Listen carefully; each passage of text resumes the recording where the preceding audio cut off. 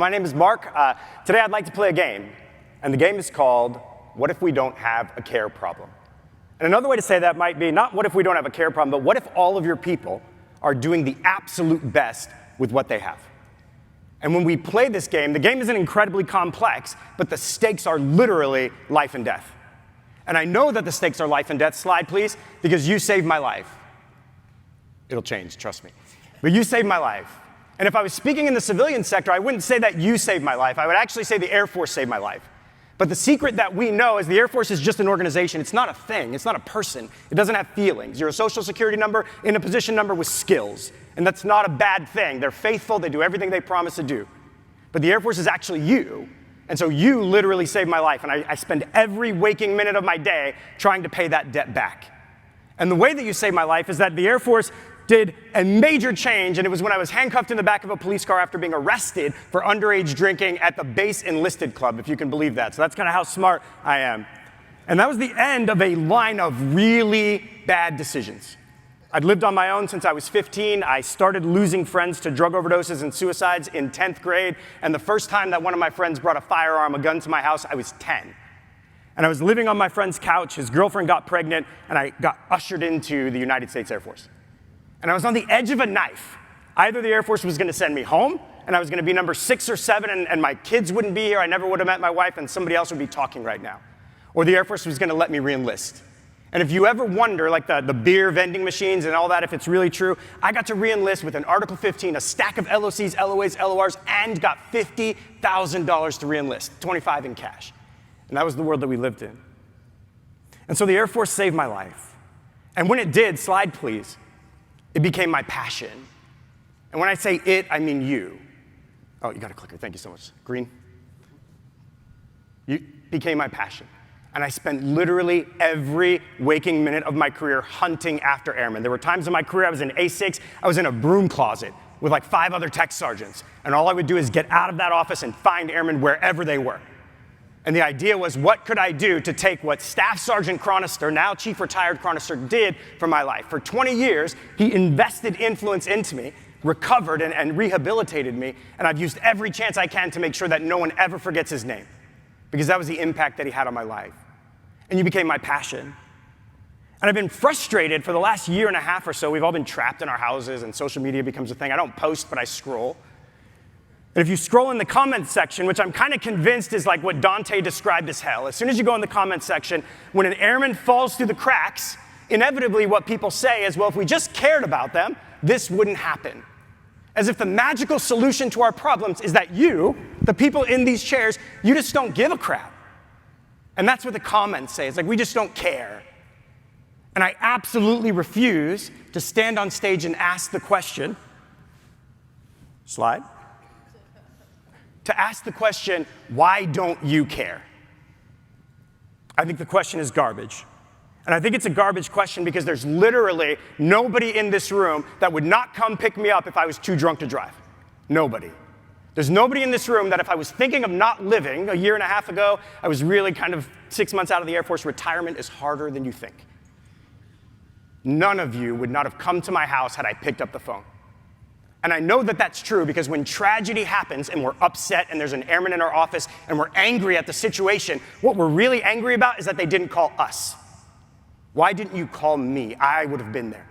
I would have picked you up. I would have talked to you. I would have asked, cared, and escorted you. I refuse to believe that it's not a care problem. And the challenge and why that sucks so bad is that if it's not a care problem, no motivational speech will fix it. There's no amount of hoorah and excitement and enthusiasm that will actually fix the problem. We'll be excited and we'll leave the room and we'll be happy, but we have to understand what the actual problem is. Is it an alignment problem? Is it a strategy problem? For 21 years, I've seen all the things that you've seen. We've been really trying to get after the things that matter most. The metrics of suicide and assault, divorce and alcohol, is like all of those things. And if it's not a care problem, then what is it? Slide. I don't know. I'm sorry. There you go. Is that one more? What if the real problem is that we can't give away that which we don't possess? What if the problem is that free people, but that hurt people? What if the problem is we say, well, you just don't care about your people, but the fact is we haven't actually taught them by the hand and held it and said, this is how you take care of people? What if the problem is we haven't actually done that process of apprenticeship with them so that when the fire happens, they know what to do, and more than that, they know how to prevent it or at least do their damnedest to make sure that it doesn't? What if that's the problem? And if that's the problem, then we've got to change the way we think about how we develop people and what we do. And if we do that, this is the path. Slide. The path is become, build, lead. And over the course of your career, over the course of your life, over the course of your family, slide anytime. Over the course of your family, there's 3 things that you should be doing. Become means you've got to become a leader worth following, and you've got to be absolutely obsessive about it. And that's 2 parts. We'll break everything down into 2s. First, you've got to get healthy. How healthy are you right now? Are you healthier than you were 2 years ago? You have your 4 pillars. We have our peace index.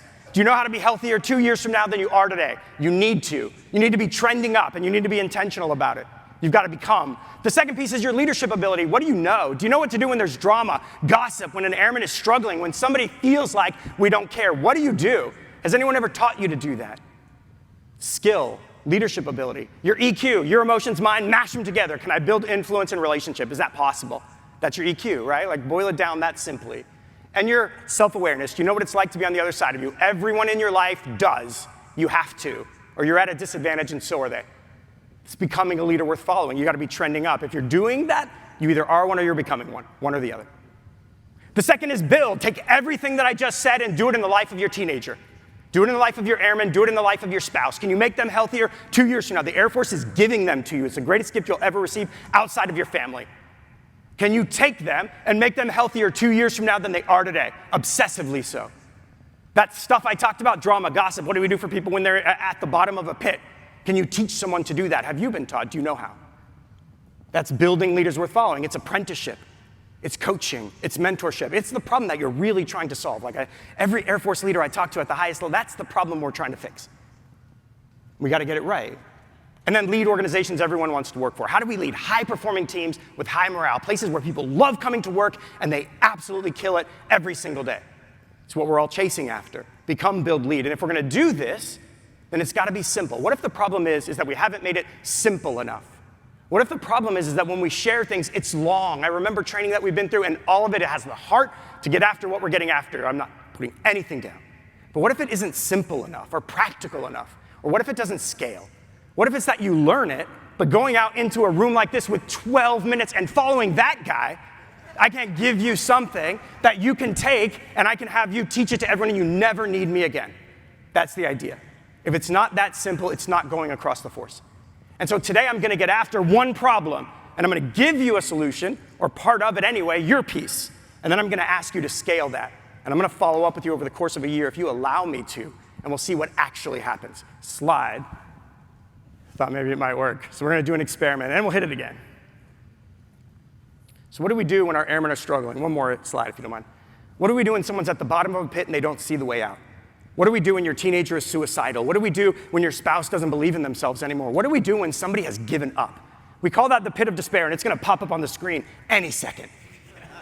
And the idea is that people need 3 things to thrive. All people, like plants, need water, sunlight, and soil. People need time, vision, and encouragement. And I have 3 minutes to get this out, so I got to be quick. Time is formal and informal. Are we spending informal time? Cup of coffee, hanging out, being together, informal time. Formal time, helping them with their problem. They need that. Did they fail their PT test? Are you doing a push-up challenge? Are you pacing them? Are you helping them with their diet? That's formal time. It applies to your teenagers when they're not doing well in school as much as it applies to your airman who is thinking about killing themselves. And then the next piece is vision, short-term and long-term. If you're in a pit, you don't see the other side. It's literally impossible. Do you have a short-term vision? What happens to them soon? What does their life look like soon? And long-term vision, who do you see them becoming someday? What is their potential? You have to know. You have to see it, and more than that, you have to articulate it into their lives. Vision. And then encouragement. There's 2 parts of encouragement. The first one is, what is the shortest turnaround to a high five? How quickly can I set you up for success so you know that I haven't given up on you? How do I set you up to win just so that I can show you that I believe in you? And the second piece is validate their humanity. They're worth your time because they're worth your time. That's it. That's encouragement. And so the idea is that every one of you, if I stepped off the stage right now and we said, hey, we're going to practice, you can not only look at this mirror and say, look at your teenagers, Are you doing these things? It's a mirror. I'm not convicting you. The tool convicts you. Right? Are you doing this with your airmen preventatively? Are you doing this with your spouse? Are you doing it? Beyond that, you can teach it. Any command chief or airman in this room, Airman Basic, can now stand on this stage, look up at this slide, somewhere here, look up at the slide, and actually teach this to their people. Any command chief, commander, first sergeant can stand in front of their squadron, and they can say, when your people are struggling and you come into my office, me, the chief, the first sergeant, and the supervisor are going to ask, are we spending time with them? What is our plan? Are we helping them? How? What is our vision? So that when we're not together, we speak it into their life. Because when they hear it from all four of us, they can start to believe it, or at least believe that we do. And what are we doing to rehabilitate and encourage them? And so the idea is that I have now transferred. We call it multiplication. I want you to be healthy. I want you to have a champion, and I want you to be theirs. If you don't have a champion, I'll give you my email. You're going to get all of that. I'll be yours. I keep open a lot of free time to talk to airmen. I have no way to take your money. I take the government's money, but not yours. And so here's my challenge. What if, I got 51 seconds. What if on your way home today, tomorrow, whenever that is, you're on the airplane and you pull up that tool and you think about your teenager? What are you doing? Rate yourself and make a plan. What if you think about all of your airmen and you pull up that tool and you rate yourself and you make a plan? What would happen if you took this tool and over the course of a year, you implemented it where you were? And more than that, you took all of your sub-leaders, let's say you only have 3, and you taught them and held them accountable to doing exactly the same thing. We would have airmen that would feel like they had champions. I don't doubt that any of you care. I don't doubt that any of you come to work and do everything you can every single day. But the power has to be getting what you know, getting it out of here, and teaching it to your sub-leaders so that your lineage carries on. Chief Chronister retired is my lineage. I'm here today speaking his name because of what he did in my life. And that's what I want your airmen to be doing with you 10, 15, and 20 years from now. And to put my money where my mouth is, slide. And one more, and we'll wrap it up. Last one more. Let's hit it. One more. It's got it. My $2 million investment. I have a program called Transforming Team Communication. It's the best class that you'll ever go to. If you've been through my class, raise your hand. Put your hand down if it wasn't the best class you've ever been through. Now keep it up if it was. I'm confusing. Yeah, there you go. Social proof. Not enough people in here have been through it, but the people that are in here, he just put up 2 hands. And that was Chief Castillo. That says a lot. It's the best class that you've ever been to.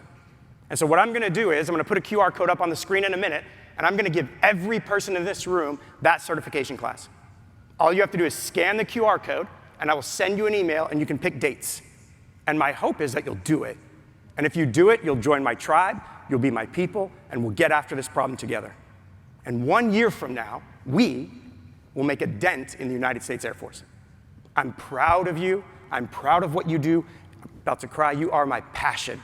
And every minute of my life, I devote to you. I talk to airmen from the moment I wake up until the moment I go to sleep. If you don't have a champion, I'll be yours. Thank you so much for your time. Have a wonderful day.